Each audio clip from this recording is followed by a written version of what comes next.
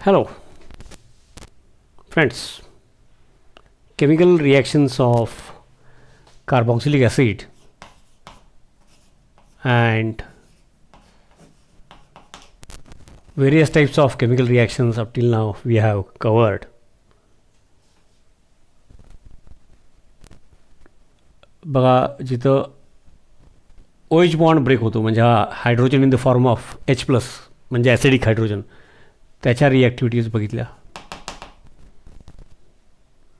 Carboxylic acid with sodium with NaOH with carbonates bicarbonates वगैरे म्हणजे तिथं ॲसिडिक हायड्रोजनचा रोल आहे. त्यानंतर काही रिॲक्शन्स असे बघितल्या की जिथं कार्बोनिल ग्रुपचा रोल आहे म्हणजे कार्बोनिल ग्रुप पोलार आहे आणि न्यूक्लिओफाईल मग तो अमोनिया असेल. ओके. आणि अमोनिया किंवा मेन अमोनिया मुद्दाम सांगतो कारण त्याच्यामध्ये ती स्ट्रिक्टली पहिल्यांदा बघितली आणि मग आपण इतर त्याचं ॲसिटिक अनहायड्राइड फॉर्मेशन वगैरे त्या प्रकारच्या रिॲक्शन्स बघितल्या. तर त्याच्यामध्ये कार्बोनिल ग्रुपचा रोल आहे. PCl5 PCl3 वगैरे थायोनिल क्लोराईड त्या सगळ्या या टाईपच्या जिथं कार्बोनिल ग्रुपवर अटॅक होतो त्या रिॲक्शन्स बघितल्या. आणि याच्यामध्ये पण कार्बोनिल ग्रुप आहे पण इथं वेगळा आहे. काय वेगळा आहे बघा. तर आता ज्या रिॲक्शन्स आपण बघतो आहे त्याला रिडक्शन ऑफ कार्बोनिल ग्रुप म्हणजेच कार्बोक्सिलिक ग्रुप असं म्हणतो आहे. म्हणजे काय तर समजा एक इथं लिहिलं आहेस पण म्हणजे आणि पुस्तकात असं लिहिलेलं असतं डायरेक्ट. ठीक आहे म्हणजे शिकल्यानंतर काही वेळेला पुढं रिपीट होताना हा टॉपिक झाला असेल आणि पुढं यातले मुद्दे लागणार असेल त्यावेळेला ठीक आहे किंवा एक मार्काला बोर्डला वगैरे ठीक आहे. पण सगळं मेकॅनिझम वगैरे माहीत पाहिजे MCQसाठी आणि मग ते जे काही डायरेक्ट लिहितात ते लक्षात राहण्यासाठी तसं सहज लिहिण्यासाठी. तर असं लिहिलेलं असतं लिथियम ॲल्युमिनियम हायड्राईड. अजून पण रिएजंट आहेत पुस्तकात जेवढे उल्लेख केले तेवढेच बघूया. येस लिथियम ॲल्युमिनियम हायड्राईड आणि हे म्हणजे इन कॉन्टॅक्ट विथ इथर ॲज सॉल्वंट ड्राय इथर pure and dry ether as solvent woods रिॲक्शनला बघितलं ग्रिनार्ड रिएजंटच्या रिॲक्शनला तसंच. आणि ही पहिली स्टेप आहे आणि ती झाल्यानंतर मग ही दुसरी स्टेप आहे. मग ॲसिडिक वॉटर H3O+ लिहितात किंवा डायल्यूट ॲसिड लिहितील. मग थोडक्यात काय with water in presence of free H+ ions. पण पहिल्या स्टेपला इथर सॉल्वंट लागतो ड्राय म्हणजे trace amount of water is also not allowed म्हणजे it will not take place. काय होईल सगळी चर्चा झाल्यानंतर तुम्ही पण विचार करा. आणि सेकंड स्टेपमध्ये मात्र वॉटरबरोबर reaction in presence of free H+ ions म्हणजे ती सेकंड स्टेप आहे ती हायड्रोलिसिस. आणि हे दोन्ही स्टेप झाल्यानंतर काय होतात हा जो कार्बोनिल ग्रुप आहे तो अल्कोहोलिक ग्रुप किंवा प्रायमरी अल्कोहोल ग्रुप. आता हा इथेनॉल आहे स्पेसिफिक केस प्रायमरी अल्कोहोल. आता प्रिपरेशन ऑफ अल्कोहोलमध्ये हे बघितले आपण तरी पुन्हा रिपीट करूया. ओके मेकॅनिझम वगैरे बघितलेलं आहे आपण प्रिपरेशन ऑफ अल्कोहोल फ्रॉम त्याच्यापासून. ठीक आहे रिव्हिजन होतं आहे त्यानिमित्ताने. मग आता हे जे असं मग तिथं बघितलं असेल तर इथं एक मार्काला डायरेक्ट लिहायचं समजा असं लिहितं.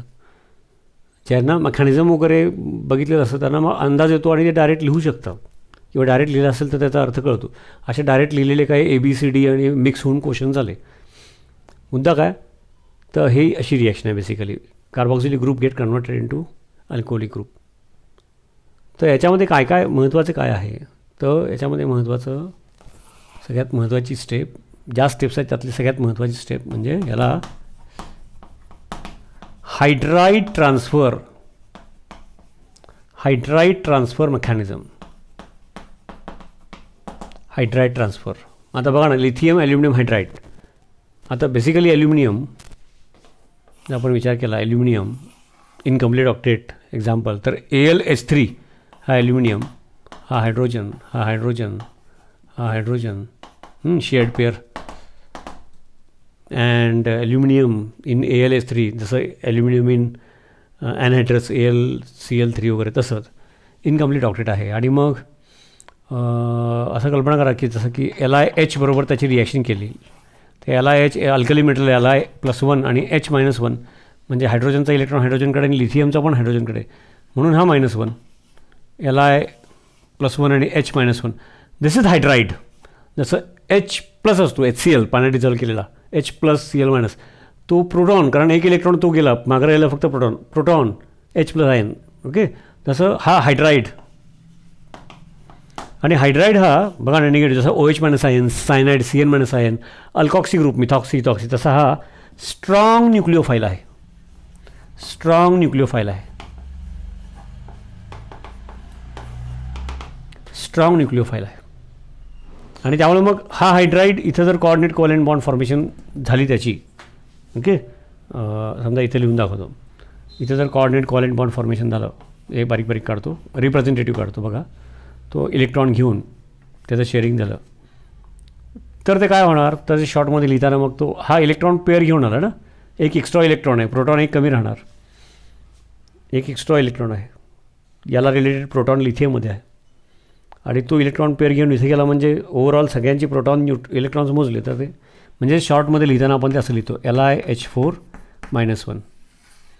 हा जो LiH4-1 आहे म्हणजे लिथियम ॲल्युमिनियम हायड्राईड, त्याचा डिसोसिएशन Li+ आणि AlH4-1 आता कळलं असेल तुम्हाला, आणि याचं फर्दर डिसोसिएशन त्या रिॲक्शनच्या वेळेला, बरं का, आपण शिकताना स्टेप्स सेपरेट शिकतो, की तो जो आता मी दाखवला LiH म्हणजे तयार करताना कसा तयार केला असेल त्याचा मुद्दाम समजण्यासाठी, LiH म्हणजे Li+ आणि H-1 हा हायड्राईड जर इथं कोऑर्डिनेट कोव्हॅलेंट बॉन्ड फॉर्मेशनसाठी गेला तर असं होणार. ओके, मग त्याचाच उलटा विचार करतो आहे आपण, equilibrium hydride ion, DRIDE hydride ion, strong nucleophile. मग आता तो लिथियम ॲल्युमिनियम हायड्राईड बरोबर रिॲक्शन आहे, म्हणजेच लिथियम ॲल्युमिनियम हायड्राईडचे असे आयन्स होतात, त्यातल्या AlH4-1चं असा इक्विलिब्रियम आहे, त्यातला हायड्राईड इथं फक्त दाखवला आहे, म्हणजे याच्याबरोबरचीच रिॲक्शन आहे, लक्षात घ्या, मेकॅनिझम शिकतो आपण, मग नंतर धडाधड लिहिणार. आणि मग लिथियम ॲल्युमिनियम हायड्राईड, आता हे सांगायची गरज नाही, न्यूक्लिओफाइलिक अटॅक कार्बोनिल ग्रुपवरती, कार्बोनिल ग्रुप इज पोलार, आणि त्याच्यामध्ये carbonyl group is more polar because of resonance मागं झालेलं, delta positive carbon, delta negative oxygen, नाही का. आता हे पुन्हा पुन्हा सांगायची गरज नसायला पाहिजे. तर काय होणार बघा, जनरल घेतलं असतं R किंवा मिथाईल इथाईल कोणी चालेल. ओके, बघा मग ही इलेक्ट्रॉन पेअर इथं शेड पेअर होईल, तेव्हा यातल्या दोन्हीतला जो पाय असेल तो पायवाला इकडे जाईल. रुटीनमधल्या 2 लोन पेअर आहेतच, चला लिहितो, इथं पण आहेत. आणि त्यावेळेला काय होईल बघा, हा ऑक्सिजन, हे 2 लोन पेअर्स, आणि इथला जो पायवाला इकडे आला, त्यामुळे इथं एक एक्स्ट्रा इलेक्ट्रॉन, आणि बाकीचा जो चेंज आहे तो लिहायचा, आणि बाकीचं आहे तसं लिहायचं. आणि इथं मग काय, हायड्राईड शेअरिंग झालं, पण त्या मोमेंटला both the electrons were with hydrogen म्हणून ॲरो दाखवायची मी पद्धत ठेवलेली आहे. हा इंटरमिडिएट आहे. अँड द मोमेंट दिस, या तिन्ही पण इक्विव्हॅलंट येतात electron pair. The moment this electron pair is again shared, this OH group goes out in the form of OH- ion. त्यावेळेला ते कसं दिसेल बघा, त्यावेळेला कसं दिसेल बघा, बघा इथं लिहितो. आणि ही तशी नवीन गोष्ट नव्हे आपल्यासाठी. त्या मोमेंटला ओके, ही इलेक्ट्रॉन पेअर आली काय, ही आली काय, कुठली तरी एक आली. ओके, म्हणजे तो त्या मोमेंटला इलेक्ट्रॉन पेअर आली, ॲरो दाखवत नाही मी आता, नाही का. हा हायड्राईड फॉर्ममध्ये आलेला शेअर्ड पेअरच आहे रुटीन, प्लस OH-. मग हा हायड्राईड H- फॉर्ममध्ये तो आला होता इथून लिथियम ॲल्युमिनियम हायड्राईडमधूनच. मग OH- म्हणजे बाजूला Li+ आहेच, बॅलन्स होतं आहे, दाखवलेलं नाही तिथं. आता जर कार्बॉक्सिलिक ग्रुपमधल्या कार्बोनिल ग्रुपवरती हायड्राईड अटॅक करतो आहे, इथर ॲज सॉल्वंट. आता तुम्ही विचार केला की मध्येच थोडासा विषय बदलतो की वॉटर ॲज सॉल्वंट किंवा अल्कोहोल ॲज सॉल्वंट वापरलं असतं, हायड्राईड वॉटरमधला H+ बरोबर रिॲक्ट होऊन H2 होणार. म्हणजे असे सगळे बारकावे चर्चेत घेणे म्हणजे CET. तिकडं तर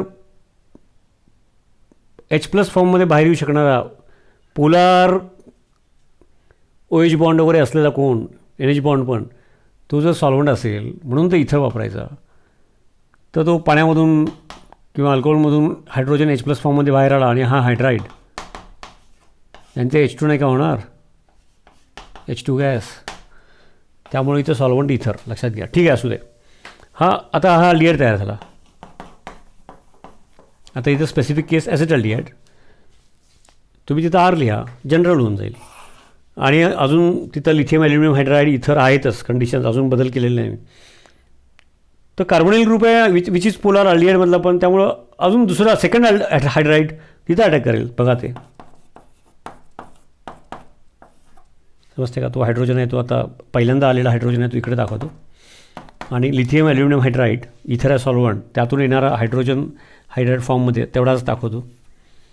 ओके, सेकंड हा फर्स्ट.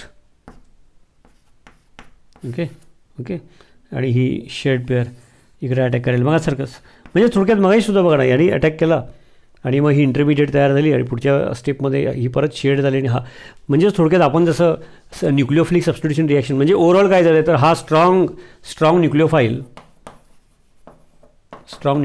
शॉर्टमध्ये लिहितो, न्यूक्लिओफाईल हा आत आला. आणि हा OH ग्रुप त्याच्या तुलनेत वीक, बरं का. हा OH ग्रुप पण स्ट्रॉंग न्यूक्लिओफाईल, पण याच्या तुलनेत weak. OH group goes out in the form of OH minus. असं झालं नेट रिॲक्शन. ही मधली इंटरमिडिएट स्टेप महत्त्वाची असते. पण केमिस्ट्री, ओव्हरऑल केमिस्ट्री म्हणून काय झालं तर हा हायड्राईड फॉर्ममध्ये आत आला आणि हा OH मायनस फॉर्ममध्ये बाहेर गेला. असं झालेलं आहे अल्टिमेटली. लक्षात आलं का? असं वेगवेगळ्या अँगलने त्याच्याकडे बघायचं. आणि मग अल्डिहाइड तयार झालं तर सेकंड तिथं हायड्राईड अजून आहेत. हायड्राईड निगेटिव्हली चार्ज हायड्राईड आहे, इट विल अटॅक. पुन्हा हा पोलरच आहे. आणि काय होईल बरं, पुन्हा तसंच इंटरमिडिएट. आता मुद्दा बघा, हा हायड्रोजन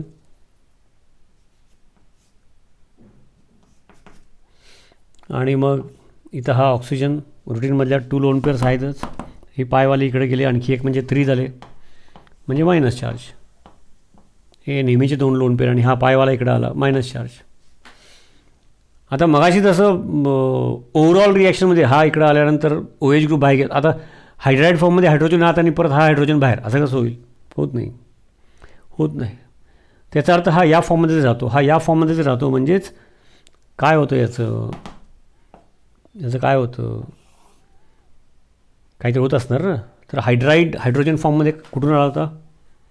AlH4 मायनसमधून. मग हायड्राईड फॉर्ममध्ये हायड्रोजन बाहेर आला. मग हा इनकम्प्लीट ऑक्टेटवाला AlH3 आहेच, त्याचं याच्याबरोबर. आणि मग पुढं हा AlH3 बघायचं दाखवतो. AlH3 हे पूर्वी पण झालेलं आहे बरं का.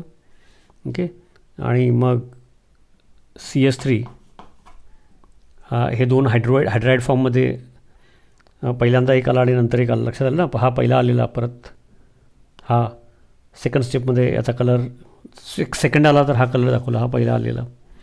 आणि ओव्हरऑल काय झालं बघा, लक्षात द्या. मी शॉर्टमध्ये लिहितो. ओव्हरऑल काय झालं, हा ऑक्सिजन सोयीसाठी इकडे लिहितो, हायड्रोजन इकडे लिहितो. ओके, ओव्हरऑल काय झालं तर ही जी निगेटिव्ह चार्जवाली इलेक्ट्रॉन पेअर आहे, रुटीन 2 लोन पेअर्स आणि ही electron pair, it will form a coordinate covalent bond with AlH3.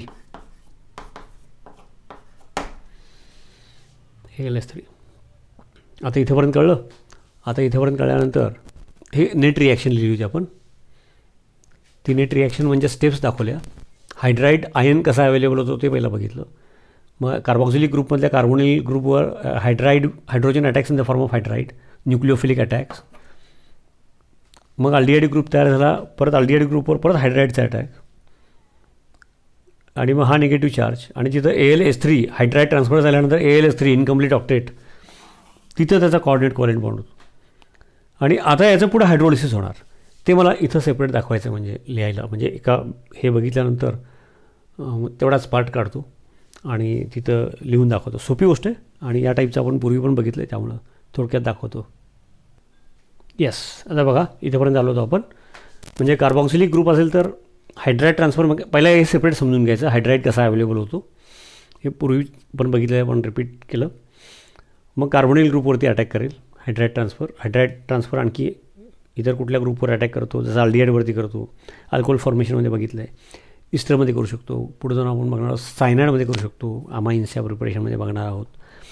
तर ठीक आहे, म्हणजे पण ब्रॉडली मेकॅनिझम तीच असते. Hydride very strong nucleophile. Okay, आणि म्हणून तो जर फ्री H+ आयन्स अवेलेबल करू शकणारे कोण असतील, वॉटर नाही का, किंवा OH बॉन्ड पोलर असलेले अल्कोहोल किंवा आणखी कोण हायड्रोजन सायनाईड वगैरे, तिकडं H2 तयार होणार नाही का, ते मग अशी मी थोडक्यात सांगितलं. त्यामुळं हायड्राईड ट्रान्सफरच्या पहिल्या स्टेपला इथर लिथियम ॲल्युमिनियम हायड्राईडपासून मिळणाऱ्या तिथं, ओके, ती पहिली गोष्ट. आणि मग हे असे 2 स्टेप झाल्या. मग आता इथंपर्यंत hydride transfer mechanism in presence of इथर ॲज सॉल्वंट. इथं ड्राय इथर मुद्दाम बरं का, ड्राय म्हणजे absence of moisture, dry ether as solvent सांगितलं आहे, त्याचे कारण पण सांगितलं. ही पहिली स्टेप झाली. आता second step is actually dilute acid, म्हणजे large amount of water in presence of acid. मग ते दॅट इज हायड्रोलिसिस बघा, ही सेकंड स्टेप सुरू झाली. तर ते काय होतं की वॉटरबरोबर रिॲक्शन आहे बेसिकली, पण in presence of dilute acid म्हणजे पहिल्यांदा प्रोटोनेशन होणार त्यातला, म्हणजे H+ in contact with water असंही लिहितात. मग प्रोटोनेशन पहिल्यांदा होणार. मी ते थोडक्यात पटपट लिहितो बघा. आता बघा, हे हायड्रोजन म्हणजे हायड्राईड फॉर्ममध्ये 2 स्टेपमध्ये आलेले आहेत बरं का, लक्षात आलं का, कार्बोक्सिलिक ग्रुप. आणि मग हा ऑक्सिजन, आणि मग तो ॲसिडमधून आलेला प्रोटॉन, समजा मी रेड कलरमध्ये दाखवतो, म्हणजे हा प्लस चार्ज. आणि मग हे AlH3 आता शॉर्टमध्ये लिहितो, ओके, तिकडे कलर काढायला समजण्यासाठी. AlH3. आता हा प्लस चार्ज झाला तयार. आता हा प्लस चार्ज तयार झाला म्हटल्यानंतर आता काय व्हायला पाहिजे, ओके, इथं पॉझिटिव्ह चार्ज तयार झाला, याचा अर्थ याचं हायड्रोलिसिस होणार. आणि हे अनेक वेगवेगळ्या पद्धतीने दाखवता येतं बरं का, मी कसं दाखवतो बघा. आणि याचं हायड्रोलायटिकली ब्रेक होणार. दिस इलेक्ट्रॉन पेअर, आता हा मोर इलेक्ट्रोनिगेटिव्ह, हा इलेक्ट्रोपॉझिटिव्ह आहे. This shared pair will go to oxygen. आणि मग वॉटर जो आहे तिथं त्याच्यामध्ये वॉटर, आता बघा ते मी लिहून दाखवतो. तर प्रोटोनेशन झालं पाण्यामधले फ्री H+ आयन्स, म्हणजे डायल्यूट HCl फॉर एक्झाम्पल वापरलं. मग लिहिताना ते असं लिहितील डायल्यूट ॲसिड म्हणतील, नॉर्मली डायल्यूट HCl असतं. प्रोटोनेशन झालं म्हणजे हा मोर पोलार झाला, पॉझिटिव्ह चार्ज. मग त्याचं हायड्रोलिसिस झालं तर ही इलेक्ट्रॉन पेअर परत लोन पेअर फॉर्ममध्ये इकडे येईल. आणि मग बघा मेन प्रोडक्ट तयार झाला, लक्ष द्या, मेन प्रोडक्ट तयार झाला.